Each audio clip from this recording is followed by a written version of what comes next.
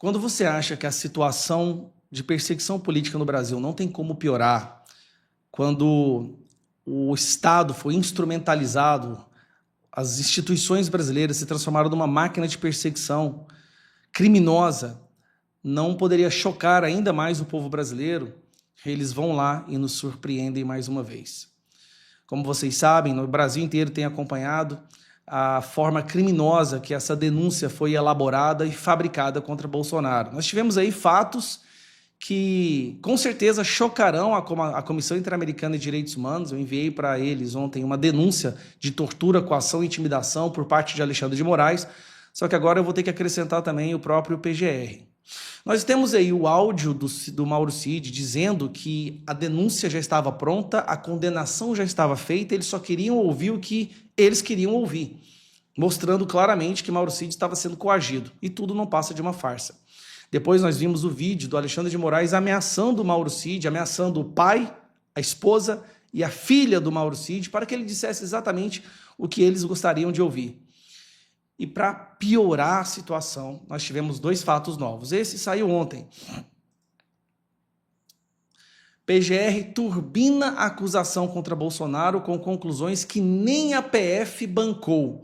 Investigação mostra clara articulação golpista do final de 2022, mas alguns pontos seguem com frágil comprovação. A PGR, o Gonê, ele turbinou, olha que lindo isso aqui, ele turbinou a acusação, coisas que nem a Polícia Federal teve coragem, e olha que nós estamos falando da Polícia Gestapo, tá? Nem o que eles tiverem coragem de colocar como interpretação, o PGR foi lá e colocou. Mas aí o pior foi essa daqui que saiu hoje.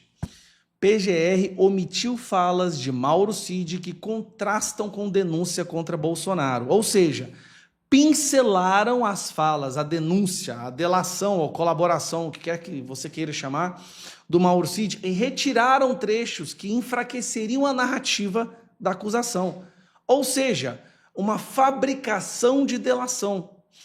Procuradoria, por outro lado, enfatizou pontos da delação do tenente-coronel que incriminam o presidente. Vamos lá. A denúncia da Procuradoria-Geral da República contra Jair Bolsonaro usa a colaboração de Mauro Cid como importante mecanismo de confirmação da trama golpista. Importante não, a coluna vertebral, tá? É o cerne dessa denúncia. Mas ao mesmo tempo em que exalta pontos que incriminam o ex-presidente, deixa de fora falas do ex-auxiliar que contrastam a acusação.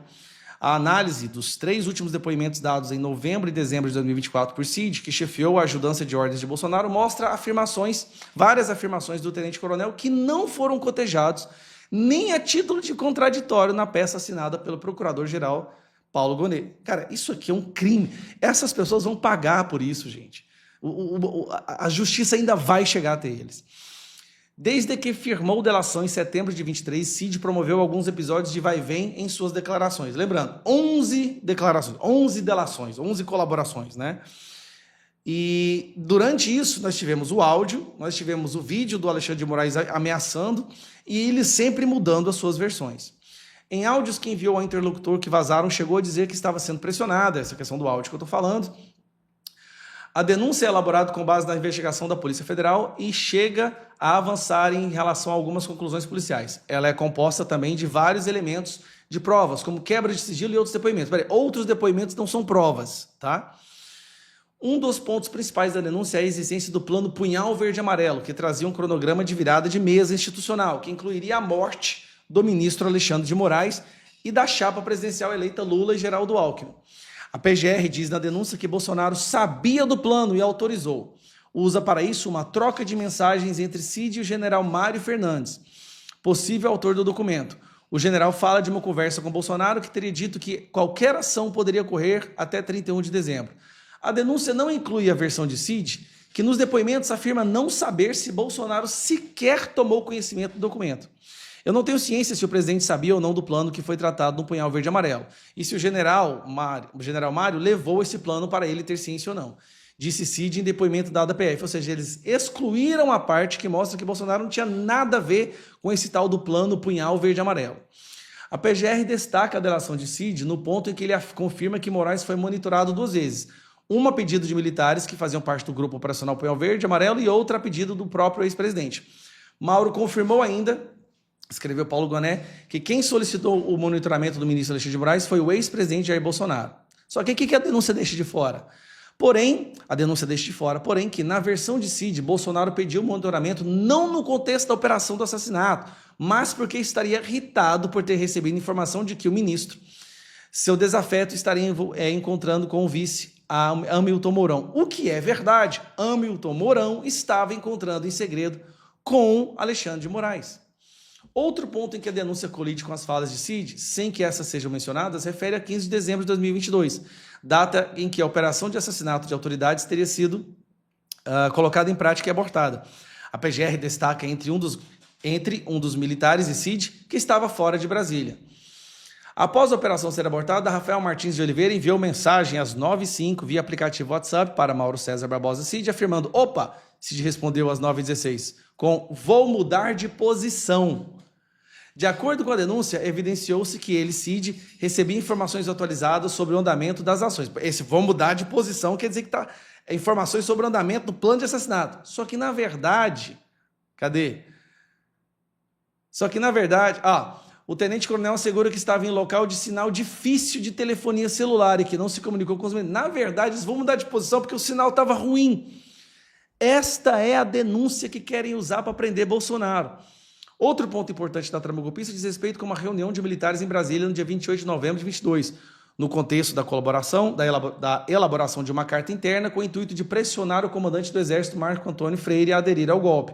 O PGR não incluiu na denúncia a versão de Cid, segundo o qual, no encontro, não se discutia nenhuma medida específica no sentido de golpe, mas se resumiu a um bate-papo de bar de militares que estavam inconformados com a derrota eleitoral. Okay. Eles pegaram um bate-papo de bar e transformaram isso numa esquematização de um plano surreal de usar o táxi, né, para não ter multa no Detran, para tomar conta e botar a Bíblia embaixo do braço. Cara, meu Deus do céu. Naquele momento, ninguém botou um plano em ação.